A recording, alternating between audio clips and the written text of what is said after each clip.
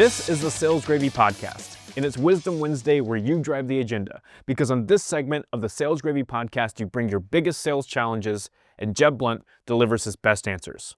Those answers, they come straight from the trenches because Jeb's not just teaching sales, he's out there prospecting, closing, and leading sales teams every single day. Let's take that next caller.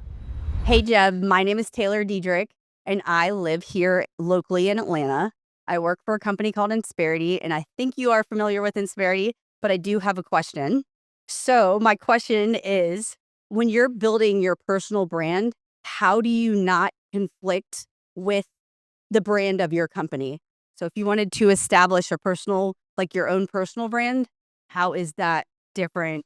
And how does it not conflict with your company's brand? So Taylor, it's a great question. And yes, we are familiar with Insperity. Insperity handles all of the payroll and HR at salesgravy. We love your company. I would recommend any company out there looking for help with HR, with payroll, go talk to Insperity. They're fantastic. And your company has given us wings. You've helped us grow exponentially as an organization since we started working with you. So to Insperity, thank you so much. And thanks, Taylor, and your organization for everything that you've done for us. When it comes to personal branding, I want to point you to my brand new book called The LinkedIn Edge. And in The LinkedIn Edge, in part 5, there is an entire section around building your personal brand and your authority. And I want you to think about authority as a word. We're going to come back to that in just a moment. But let's start with conflict. So the only way that you're going to conflict with your company brand, Insperity, is if the things that you are posting, if what you are saying or what you are writing, if those things are in conflict with Insperity's core values or with their marketing message or with the way they go to market, that would put you in conflict with that brand. If you start trying to speak for your company, that's going to put you in conflict with your brand. So I know that Insperity has strong core values. I've met your CEO, I've met many of your executives, and these are very, very good people who care deeply about the organization. So if anything that you're posting or saying is in conflict with those core values, you got a problem. But if everything that you are doing and saying is supportive of those core values, you're going to be just fine. Now, if you start thinking about your personal brand is bigger than like a brand like an Insperity logo or Insperity brand. Your personal brand is a person who has the confidence to hop on a microphone at one of our Sales Gravy Live events and ask me a question. Your personal brand is your smile and the way that you deal with people. Are you a nice person? Are you a kind person? Your personal brand is a person like you who is investing in themselves by taking more training and growing and developing. That's your personal brand. Your personal brand is also authority. So authority is your expertise. So when you start thinking about building out your personal brand, what I'd ask you to think about is, okay, you work for Insperity and you're a business advisor and you're sitting down with companies like my company and you're helping my company figure out a way to grow. The reason we came to Insperity is that we wanted to grow faster. And we felt like trying to manage all of our HR and all of our payroll on our own wasn't giving us the ability to focus on the things that would allow us to grow faster. So we gave it to you guys to handle. So if you start building out your authority in that space, I understand small and medium-sized businesses. I understand the problems that they face.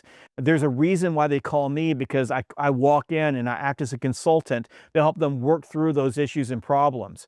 That you study and understand the industries that you work with and the type of executives and owners, small business owners that you work with. If that becomes your brand, that is completely aligned with what Insperity has asked you to do. And it does not conflict with Insperity because you're really focusing on who you are as a person and what your expertise is. And that's really the key here. And that's why we wrote this part. It's called the 5 S's. And it's how you do this, especially on LinkedIn. It's how you build your personal brand there. But focus on sending the message to the marketplace about the expertise that you bring, your authority in the marketplace, and how you can help people. And if you focus there, what happens is your personal brand begins to become a magnet. So you're actually creating leads, or when you're prospecting and people look you up, what they see is a person who's prospecting into them that they want to meet with because you're already building trust with them through your personal brand. And as long as you're doing those things, you're going to be just fine. The last thing I would say is make sure that you go in and take a look at what your company's social media policy is. Understand that what they allow you to say and what they allow you not say. Just know all those things and don't violate any of those policies. And then remember that your personal brand is much bigger than things that you're posting online. Your personal brand is the human being that walks into those businesses every day and shows up for those businesses. That's the most important part of your brand. And that's the part of your brand that builds trust and causes people to buy you.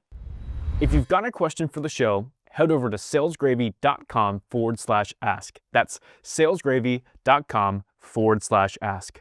And just fill out that form so that one of our producers can reach out to you and get you scheduled with Jeb.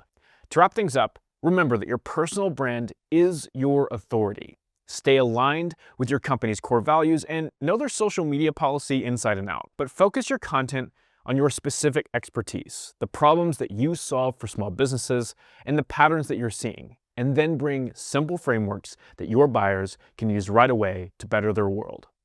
You can think of LinkedIn as your familiarity engine. When you show up consistently with practical insights, you're warming up the room before you ever make a call. Your brand becomes a magnet that makes every outreach easier and every conversation more productive. And remember, when it's the end of the day, when you're tired and you want to pick up and go home, you don't need natural talent. You only need the discipline and willpower to stop and make one more call. This is Jeb Blount Jr., and we'll catch you next time on the Sales Gravy Podcast. Hey, I'm doing a happy dance because you watched this video. Make sure that you click like and subscribe so that you never miss one of our amazing sales training videos.